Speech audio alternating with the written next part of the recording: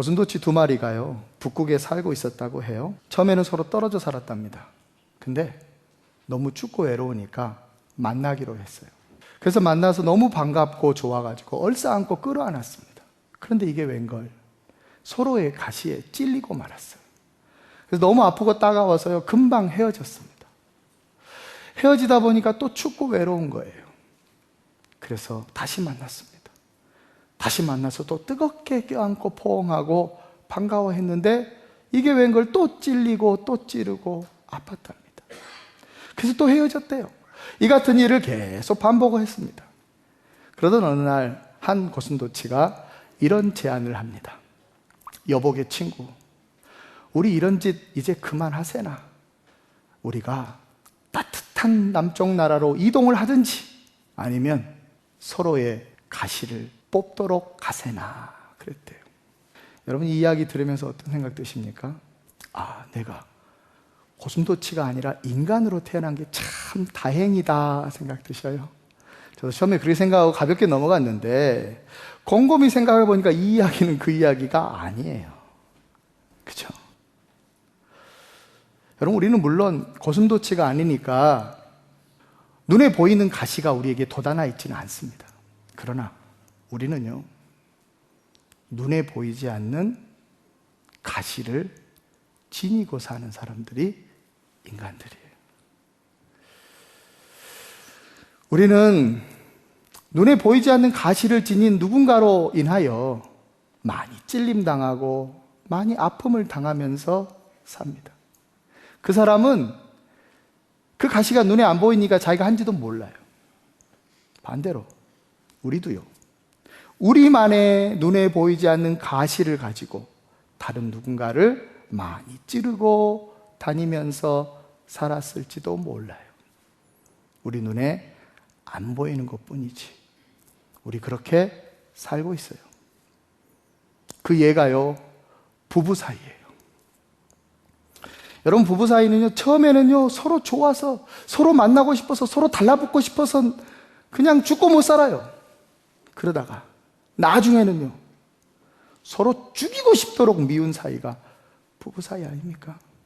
어떤 심리학자는요, 이런 부부들을 가리켜서 두 마리의 거머리가 달라붙어 있다라고 얘기합니다. 그럼 거머리는 피 빨아먹고 살잖아요. 서로의 상처를 빨아먹고 살고 있는 그 상태, 얼마나 비극입니까? 가까울수록요, 관계가 가깝고 친밀해질수록 두 마리의 고슴도치 관계가 형성될 수 있어요. 여러분, 그럼 우리는 어떻게 해야 될까요? 두 가지죠. 따뜻한 나라로 이동을 하든지 가시를 뽑든지 해야 될 거 아니겠어요? 근데 여러분, 우리는 따뜻한 나라로 이동할 수 없습니다. 왜냐하면 이미 우리는 조국을 떠나 따뜻한 나라에 왔어요. 살기 좋은 캘리포니아, 날씨 좋은 캘리포니아, 그것도 LA 카운티에 우리가 살아요. 우리 더 이상 갈 데 없어요.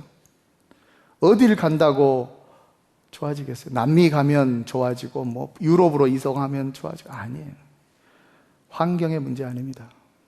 그렇다면 우리 안에 있는 나만의 보이지 않는 가시를 뽑아야 돼요. 자, 어떻게 하면 그 가시를 뽑을 수 있을까요? 서울대학교 심리학과 교수인 곽금주 박사가요, 이런 말을 했습니다. 사람들은 모두가 마음의 못 하나를 지니고 있대요.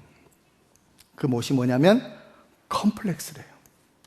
자기만의 컴플렉스가 못이 되어서, 다시 말해서 가시가 되어서 자기 마음속에 있다는 거예요. 그래서 이 못이, 이 가시가 자기 마음을 막 찌른대요. 사랑하는 여러분, 오늘 우리가요, 우리 외부에 돋아나 있는 눈에 보이지 않는 가시를 뽑으려면 먼저 우리 내면에 있는, 다시 말해서 우리 마음속에 있는 못을, 우리 마음속에 있는 가시를 먼저 빼내야 돼요. 왜냐하면 우리 외부에 있는 이 보이지 않는 가시들은 우리 마음속에 못이 존재하기 때문에 생겨나는 것이에요. 그렇기 때문에요, 우리 마음을 잘 지켜야 되고 우리 마음에 있는 못을 잘 빼내야 되고 마음을 지키는 사람 되어야 해요. 오늘 우리는 우리의 마음을 지키는 구체적인 방법을 살펴볼 것입니다. 지난주 예고했죠? 오늘 그 말씀을 받도록 하시겠습니다. 자, 본문 상반절을 읽어보십시다. 오직 너는 스스로 삼가며 네 마음을 힘써 지키라. 오늘 이 말씀은요, 모세가 이스라엘 백성들을 모아놓고 했던 첫 번째 설교의 결론 부분입니다. 당시 이스라엘 백성들은요, 출애굽을 해서 홍해를 건넜고 광야의 모진 세월을 다 거치고 난 이후에 이제 가나안 땅에 들어가기 위해서 가나안 정복을 눈앞에 두고 있는 상황이었어요. 그런 그들에게 오늘 모세가 했던 첫 번째 설교의 결론이 뭐냐면 네 스스로 삼가고 스스로 마음을 지켜라 해요. 여러분, 홍해를 건넌다라는 말의 영적인 뜻은 어떤 의미냐면 구원을 받았다라는 뜻이에요. 광야 세월을 거쳤다라는 말은요, 시련과 연단을 많이 거쳤다라는 뜻이에요. 그리고 가나안 땅을 눈앞에 두고 있다는 것은 가나안 복지, 귀한 성, 하나님 나라에 들어갈 준비가 돼 있다라는 영적인 뜻이에요. 그런 그들에게 오늘 모세가 했던 말이 뭐냐면 스스로 삼가고 네 마음을 꼭 지키라 하고 말씀하는 거예요. 사랑하는 여러분, 오늘 우리는요, 구원받은 사람들이에요. 오늘 우리는요, 많은 시련과 연단을 거쳤던 사람들이에요. 오늘 그런 우리들, 지금 죽어도 하나님 나라에 들어갈 준비가 된 우리들에게 하나님은 모세를 통해서 말씀해요. 스스로 삼가고 마음을 지켜라고 해요. 마음을 지키는 것하고 하나님 나라 들어갈 준비가 된 것하고 무슨 상관이 있어서 이 말씀을 하시는 걸까요? 마음과 하나님 나라 천국은 어떤 관계가 있는 걸까요? 누가복음 17장에 보잖아요. 그러면 예수님이 어리석은 바리새인들에게 천국을 가르쳐 주면서 어떤 말씀을 하시냐면 이 말씀을 해요. 천국은 눈에 보이는 것이 아니다. 천국은 너희 안에 있다 하고 말해요. 너희 마음 안에 천국이 있다라는 말을 해줘요. 무슨 말인고 하면 도래될 천국은요, 도래되는 하나님 나라 천국은 환경으로 오는 게 아니라 마음속으로 임한다라는 말이에요. 그래서 구원받은 사람들이 마음을 잘 지키면요, 천국을 살 수 있어요. 구원받은 사람들이 이 마음 잘 지켜내면 그 어디나 하늘나라예요. 근데 마음을 못 지키면 아무리 구원받아도 그 마음에 하나님 나라가 임하지 않기 때문에 어디 가도 지옥이야. 한국에 살아도 지옥이고요, 미국에 이민 와서 살아도 지옥이에요. 이 교회에서 신앙생활해도 고통이고요, 딴 교회 가서 신앙생활해도 고통이에요. 마음을 지켜야 되는 거예요. 그래야 도래된 천국을 누리면서 살 수 있어요. 그렇다면 어떻게 지켜야 할까요? 여러분 잘 들으십시오. 사람의 마음을 연구하는 학자들이요, 이런 말씀을 했어요. 사람이 자기 마음을 잘 지키려면 내 마음과 다른 사람의 마음을 구분짓는 경계선을 튼튼히 해야 된다라고 말해요. 그래서 그 경계선을 가리켜서 전문 용어로요, 자아 경계선이라고 한답니다. 이고 바운더리. 쉬운 우리나라 말로는 마음의 울타리라고 할 수 있어요. 이 마음의 울타리를 튼튼하게 하고 견고하게 해야 된대요. 그래야 내 마음을 지켜낼 수 있대요. 상식적으로 이해되시죠? 마음의 울타리를 잘 쳐야 내 마음을 지킬 수 있을 거 아니겠습니까? 그렇죠? 근데 이 마음의 울타리가 부실한 사람들은요, 내 마음과 다른 사람의 마음을 혼돈한대요. 뒤섞이게 되고 혼란스러워질 수 있고요, 또 마음의 도둑이 쉽게 들어와서 내 마음을 헤집고 다니고 튀어들어 놓을 수 있다는 거예요. 가끔 보면 이 마음의 울타리가 부실한 사람들이 있어요. 그래서 내 마음과 다른 사람의 마음이 분명히 다른데도 같다고 생각하고 혼돈하고 오해하고 막 기분 나쁘게 생각하고 상처 주기도 하고 상처받기도 해요. 또 특별히 이 마음의 울타리 중에 취약한 부분이 있어요. 그거 건드면 완전 무너져 버려요, 마음이. 그 울타리 중에 그거 건들면요, 완전 가버리는 거예요. 마음이 완전히 무너져 버려요. 자존심 건들면 완전 무너져 버려요. 남편 건들면 완전 무너져 버려요. 출신 지역 건들면 완전 무너져 버려요.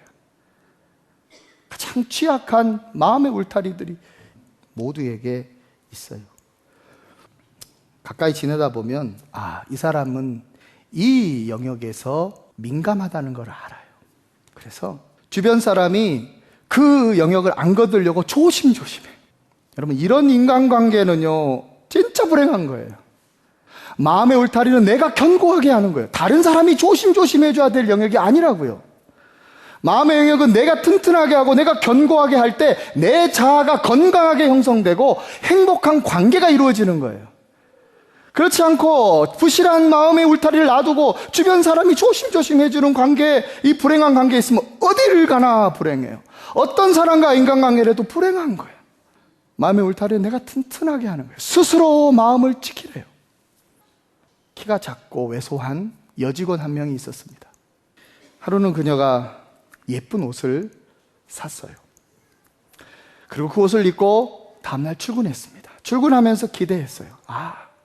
직원들이 한마디씩 하겠구나 기대하면서 출근을 했어요. 그랬는데 예상과는 달리 옆자리에 앉아있던 짓궂은 남자 직원이요 이렇게 얘기하는 거예요. 깁스김, 그 옷 아동복 코너에서 산 거야? 키가 작고 왜소하니까. 만약에 그녀가 마음의 울타리가 부실했다면요 창피하고 부끄럽고 그를 향한 분노와 적개심에 불탔을 거예요. 그런데 다행히 그녀는 마음의 울타리가요 튼튼했어요. 아주 견고했어요. 그래서 그에게 이렇게 반응합니다. 네, 그럴 거예요. 얘들 눈에는 얘들 옷만 보이는 뱀이죠. 그렇게 반응했대요. 여러분, 마음의 울타리가 튼튼하면요 무슨 말을 해도 내 마음이 상하지 않습니다. 마음의 울타리가 견고하면요 정말 힘든 말 아니고서는 이 마음이 흔들리지 않아요. 그 사람 마음에는 아동복일지라도 내 마음에는 이게 숙녀복이에요. 최고의 옷이에요. 누가 뭐라 해도 내 마음은 변하지 않아요. 마음의 울타리가 부실하니까 농담이 농담으로 안 받아들여지는 거죠. 자아 경계선이 튼튼하고 견고한 사람은요 마음에 여유가 있어요. 넉넉함이 있어요. 농담이 농담으로 받아들여져요. 그리고 그 여유와 넉넉함 속에 기쁨이 있어요. 행복이 있다고요. 그래서 천국을 누리며 살 수 있어요. 마음을 이렇게 지켜내니까 천국을 누리며 살아요. 사랑하는 여러분, 오늘 하나님 말씀해요. 구원받은 사람일수록, 광야의 시련과 연단을 많이 거친 사람일수록 네 마음 지키라고. 그래야 천국이 도래된다고. 오늘 우리는 배웠습니다. 마음의 울타리를 견고하게 할 때 내 마음 지켜내고, 다른 사람이 뭐라고 공격해도 그것이 공격이 안 되고, 다른 사람의 농담도 농담으로 받아주는 여유와 넉넉함이 생길 수 있다고. 이렇게 마음을 지켜낼 수 있는 사람, 그래서 이 땅에서도 천국을 누리며 살 수 있는 사람, 이렇게 마음을 지키는 사람들, 저와 여러분들 되시기를 간절히 축원합니다. 두 번째는요, 본문 중반절 말씀 읽어보십시다. 그리하여 네가 눈으로 본 그 일들을 잊어버리지 말라. 네가 생존하는 날 동안에 그 일들이 네 마음에서 떠나지 않도록 조심하라. 오늘 모세가 이어서 권면하는 것은 네가 보고 겪은 그것들이, 네가 경험한 그것이 잊어져서는 안 되고 그것이 네 마음에서 떠나지 않도록 조심하라고 권면을 합니다. 그렇다면 그것이 뭐냐면요, 그것은 하나님이 내게 행해 주셨던 그 놀라운 역사, 하나님이 내게 행해 주셨던 그 놀라운 은혜와 감동, 그것을 기억하고 그것이 네 마음에서 떠나면 안 된다고 말씀하는 거예요. 오늘 모세는요, 신명기 1장부터 설교하고 있었어요. 그래서 오늘 신명기 4장의 첫 설교의 결론이 나오는데, 신명기 1장부터 모세가 설교했던 건 뭐냐면, 지나온 모든 세월 동안에 하나님께서 이스라엘 백성들을 어떻게 인도했는지를 설교했어요.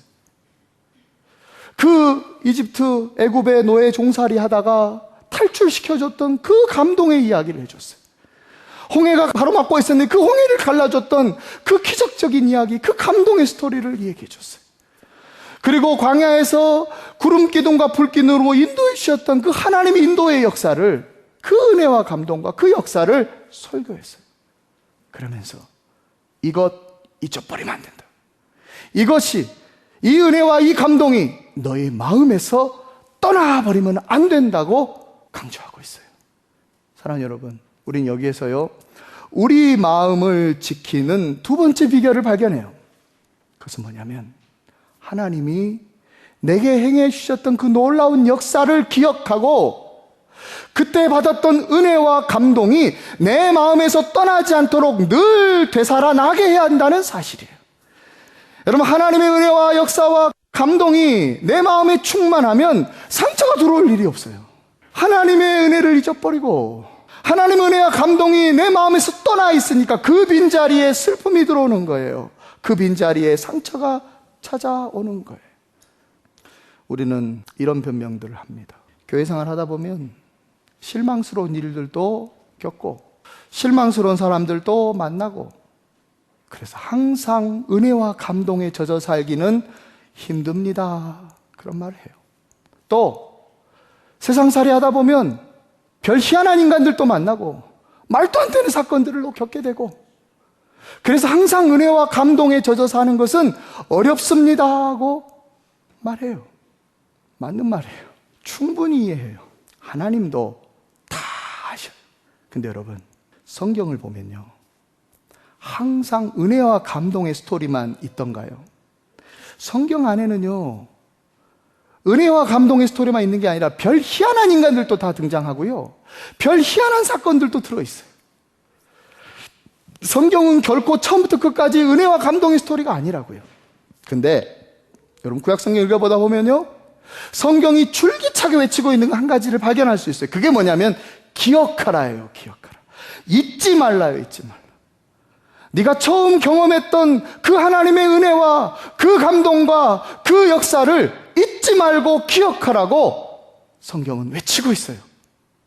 여러분, 우리가요, 새로운 은혜를 공급받는 것도 참 귀해요. 근데 더 귀한 게 있답니다. 더 중요한 게 있답니다. 그건 뭐냐면 이미 받은 은혜, 내가 처음 경험했던 그 첫사랑, 내가 처음 받았던 그 은혜와 감동, 이것이 잊혀지지 않고 되살아나게 하는 거, 이건 너무너무 중요하다고 말씀하고 있는 거예요. 그 이유는 하나님은 가장 좋은 것을 맨 먼저 우리에게 주시는 분이에요. 인간은요, 제일 좋은 건 맨 마지막에 줘요. 근데 하나님은 안 그래요. 하나님은 가장 귀한 것을 맨 처음에 줘요. 이미 우리는 그 은혜를 받은 사람들이 대부분이에요. 가장 귀한 것, 세상 그 무엇과도 바꿀 수 없는 어마어마한 은혜와 감동과 역사를 이미 우리에게 줬다고요. 우리 주 예수 그리스도를 우리에게 보내줬어요. 예수 그리스도가 이 땅에 오셨어요. 예수 그리스도가 십자가에 피 흘려 죽으심으로 우리가 구원받았다고요. 그래서 우리가 영생을 얻었어요. 이 은혜와 이 감동과 이 역사는 그 무엇하고도 바꿀 수 없는 어마어마한 거예요. 이 복음이 세상 그 무엇하고도 바꿀 수 없는 엄청난 거라고요. 하나님은 우리에게 이미 이거 줬어요. 앞으로 우리가 받아야 될 축복과 앞으로 받아야 될 그 은혜 다 합친다 해도 이거 하나만 못해요. 하나님 너무 좋은 거 줬다고요. 온 우주를 다 준데도 바꿀 수 없는 그 은혜를 줬다고요. 우리가 영겁을 살아도 갚을 수 없는 그 놀라운 은혜와 감동을 예수 그리스도를 말미암아 이미 우리에게 줬다고요. 이거 잊어버리니까, 이 은혜와 이 감동이 우리 마음을 사로잡지 못하니까 상처가 들어오고 아픔이 들어오고 아무것도 아닌 일로 실망하고 속상해하고 싸우고 난리 나는 거 아니겠습니까? 사랑하는 성도 여러분, 우리의 마음을 지키는 비결은 하나님 주신 그 놀라운 역사를 기억하고 잊지 말고 첫사랑을 회복하고 내 마음속에 그 구원의 은혜와 감동으로 충만케 되어지고 되살아나도록 하며 이렇게 마음을 지켜내는 사람이래. 오늘 이렇게 마음을 지키는 사람, 저와 여러분들 이 시기를 주님의 이름으로 축원합니다. 마지막 세 번째는 본문 하반절을 읽겠습니다. 너는 그 일들을 네 아들들과 네 손자들에게 알게 하라. 모세는요, 하나님의 역사와 하나님 주신 은혜와 감동이 자자손손 이어지고 흘러가기를 소원했어요. 그래서 그들도 자기의 마음을 잘 지켜내고 하나님의 은혜와 감동으로 충만해서 이 땅을, 천국을 살고 이 땅을 승리하면서 살기를 간절히 소망하는 마음으로 이 명령을 줬어요. 그런데 불행하게도 이 명령은 결국 지켜지지 않습니다. 가나안 땅에 들어간 이스라엘 백성들이요, 여호와 신앙을 잃어버려요. 왜곡되고요, 혼합주의가 들어오고요, 신앙의 순수성을 잃어버려요. 그 가나안 땅에 있는 그 우상들이 주는 쾌락과 풍요에 젖어 살아버려요. 그래서 결국 저들은 주변 나라에 의해서 멸망당하고 맙니다. 이것이 큰 틀에서 보는 구약의 역사요, 고대 이스라엘의 역사예요.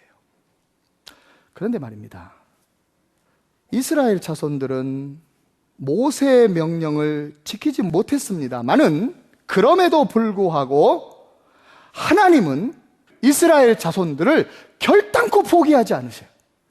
그래서 하나님은요, 수많은 선지자들을 보냈습니다. 수많은 애언자들을 보냈습니다. 그래도 안 되니까 하나님이 당신이 친히 인간의 몸을 입고 이 땅에 오기로 결정하십니다. 인간의 몸을 입고 이 땅에 오신 분이 우리 주 예수 그리스도십니다. 성육신하신 예수님이 피 흘려 죽으심으로 인류를 구원해내십니다. 그래서 하나님의 자녀가 되게 하고 하나님 나라 백성 되게 하셨습니다. 이것이 복음입니다. 여기서 말씀드릴 것 한 가지가 있습니다. 누구든지 예수 믿으면요, 하나님의 자녀가 됩니다. 영접하는 자, 곧 그 이름을 믿는 자들에게는 하나님의 자녀가 되는 권세를 주셨으니, 예수를 믿으면 진노의 자녀가 하나님 자녀 됩니다. 그리고 예수 안에 있으면 하나님 나라 백성이 됩니다. 예수 안에 있으면 세상에 속한 세상 나라 백성이 아니라 하늘에 속한 하나님 나라 백성이 되어집니다. 그러므로 하나님 나라는 하나님의 자녀들이 백성으로 구성된 나라요, 예수 안에 있는 예수 공동체가 하나님 나라입니다. 이 하나님의 나라 예수 공동체에 속한 사람들은요, 그 마음을 빌립보서 4장 6절 7절 말씀으로 지켜낼 수 있는 사람들이에요. 아무것도 염려하지 말고 오직 모든 일에 기도와 간구로 너희 구할 것을 감사함으로 하나님께 아뢰라. 그리하면 모든 지각에 뛰어난 하나님의 평강이 그리스도 예수 안에서 너희 마음과 생각을 지키시리라. 아멘. 여러분, 예수 안에 있는 예수 공동체는요, 하나님의 평강으로 마음을 지켜내는 법을 알아요. 예수 안에 있는 예수 공동체는 하나님 주시는 평강이 그 각 사람의 마음을 지켜주는 그 은혜를 누려요. 어떻게 해요? 아무것도 염려하지 않고 오직 모든 일에 기도와 간구로 구할 것을 감사함으로 아뢰므로, 다시 말해서 기도함으로 해요. 기도함으로.